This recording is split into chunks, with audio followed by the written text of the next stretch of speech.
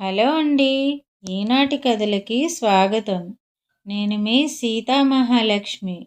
ఈరోజు మనం అరిసెల వాన అనే చందమామ కథను చెప్పుకుందాం. అనంగా అనంగా ఒక చిన్న ఊరు. ఆ ఊళ్ళో ఒక బీదరాలు. ఆమెకి ఒక కొడుకు. కొడుకు పుట్టిన కొద్ది రోజులకే భర్త చనిపోయాడు. భర్త చనిపోయిన తర్వాత కొంతకాలం వరకు ఆమె తన దగ్గర ఉన్న డబ్బు ఖర్చు పెడుతూ సంసారం సాగిస్తూ ఉంది. కానీ సంపాదన లేకుండా ఉన్నది తింటూ కూర్చుంటే ఎంతకాలం గడుస్తుంది? విధవరాల దగ్గర డబ్బు అయిపోవచ్చింది. పోనీ కొడుకు ఏదైనా ఉద్యోగం చేసి సంపాదిస్తాడా అంటే ఆ ఆశ లేనే లేదు. వాడికి పొట్ట పొడిచినా అక్షరం ముక్కలేదు.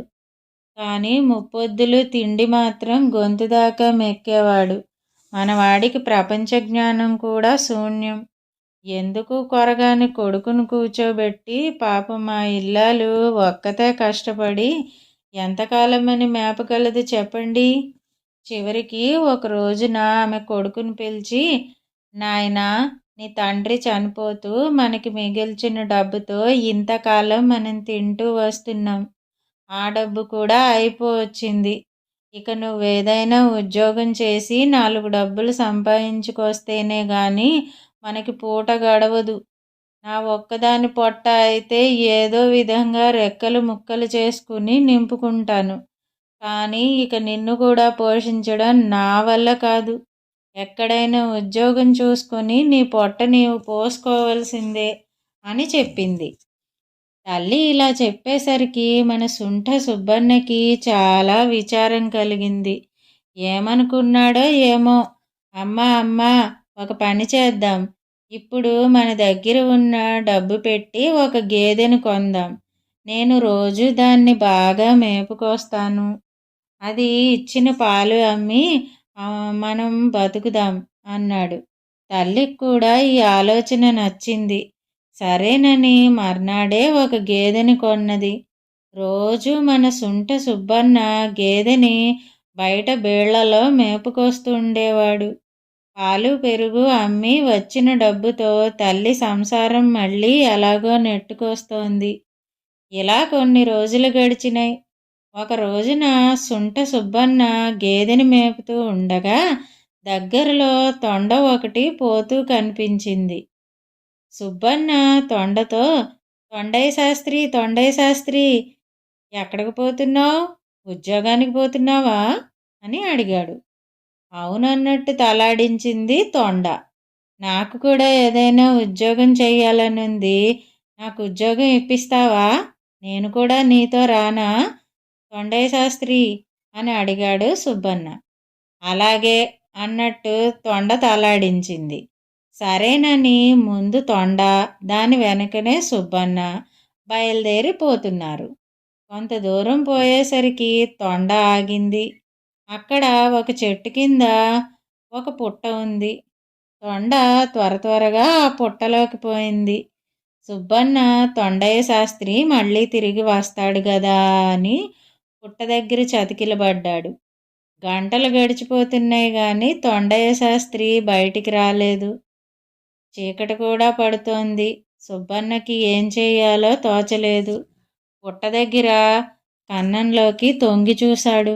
అక్కడ ఒక రత్నాలేనా, మొహరీలేనా, కాసులేనా, ఎంతో ధనం కనిపించింది. అది చూసేసరికి సుబ్బన్నకి చాలా ఆశ్చర్యం వేసింది.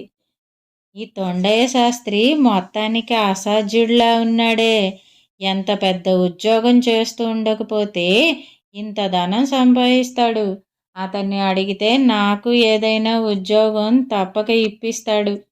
ఇవాళకి ఇక ఇంటికి వెళ్ళి రేపు మళ్ళీ వచ్చి అడుగుతాను అనుకుని సుబ్బన్న చీకటి పడుతుండగా గేదెని తోలుకుని ఇంటికి తిరిగి వచ్చేశాడు.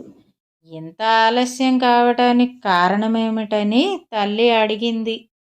జరిగిందంతా సుబ్బన్న తల్లితో చెప్పాడు.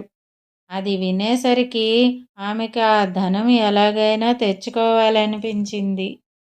మర్నాడు తల్లి కొడుకులిద్దరూ కలిసి వెళ్ళి తొండయ్య శాస్త్రి ఉన్న పుట్ట దగ్గరికి చూశారు.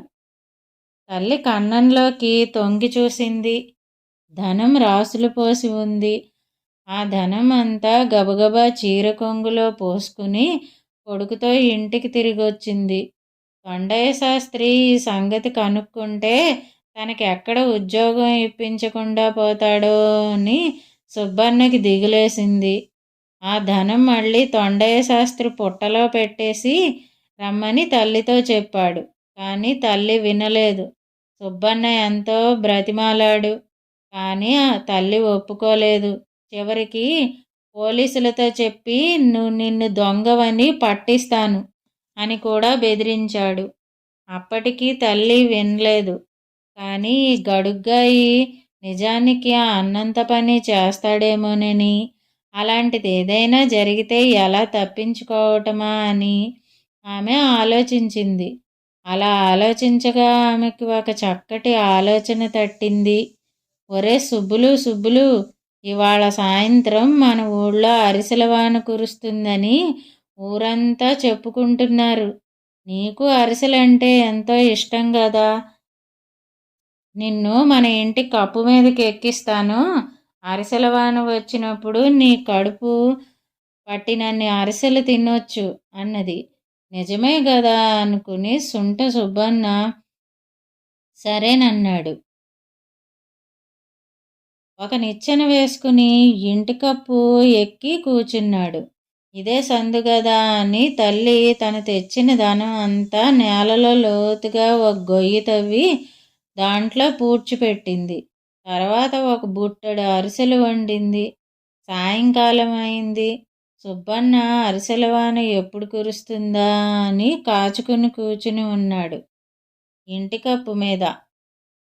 ఆ తల్లి అరిసెలన్నీ చిన్న చిన్న ముక్కలు చేసి సుబ్బన్న మీద పడేట్టుగా విసిరింది. పడ్డ ముక్కలు పడ్డట్టుగా రెండు చేతుల నోట్లో కుక్కుని తిన్నాడు సుబ్బన్న. అరిసెలన్నీ అయిపోయాయి. ఇక దిగిరా, వాన వెలిసిపోయింది అని కేకవేసింది తల్లి. సరేనని సుబ్బన్న కిందికి దిగి వచ్చాడు. కొన్ని రోజులు గడిచినాయి. కానీ సుబ్బన్నకి తల్లి చేసిన దొంగతనం మనసులో మెదులుతూనే ఉంది. తల్లితో చెప్పకుండా పోయి పోలీసుల్ని పిలుచుకొచ్చాడు. పోలీసులు ఇల్లంతా గాలించారు. కానీ ఏమీ కనిపించలేదు. వీడు వట్టి అబద్ధాల రాయుడు. వీడి మాటలు నమ్మా మీరు వచ్చారు. చాలే వెళ్ళండి అన్నది తల్లి. అప్పుడు పోలీసులు సుంట సుబ్బన్నని, ఏయ్ సుబ్బన్న, మీ అమ్మ ఈ దొంగతనం ఎప్పుడు చేసింది అని అడిగారు. సుబ్బన్న కాసేపు ఆలోచించి సరిగ్గా అరిసెల వాన కురిసిన రోజునే అన్నాడు. ఇది విని, అరిసెల వానేమిటి నీ మొహం, చూస్తే వట్టి అబద్ధాల రాయుడుగా ఉన్నావు. అరిసెల వాన కురవటం ఎంత నిజమో మీ అమ్మ దొంగతనం చేసి ఉండడం కూడా అంతే నిజం అని పోలీసులు వెళ్ళిపోయారు. బ్రతుకు జీవుడా అనుకుని ఆ ఇల్లాలు ఆ ధనంతో పెద్ద ఇల్లు కట్టుకొని సుఖంగా కాలం గడుపుతోంది. కథ కంచికి మనం ఇంటికి. ఇదండి అరిసెల వాన కథ. ఈ కథ గనక మీకు నచ్చినట్టయితే లైక్ చేయండి. ఈ కథను మీ స్నేహితులకు షేర్ చేయండి. కథపై మీ అభిప్రాయాన్ని కామెంట్ రూపంలో మాతో పంచుకోండి. మరిన్ని మంచి కథల కోసం మా ఛానల్ను సబ్స్క్రైబ్ చేసుకోండి. మళ్ళీ మరొక మంచి కథతో కలుసుకుందాం. అంతవరకు వింటూనే ఉండండి ఈనాటి కథలు.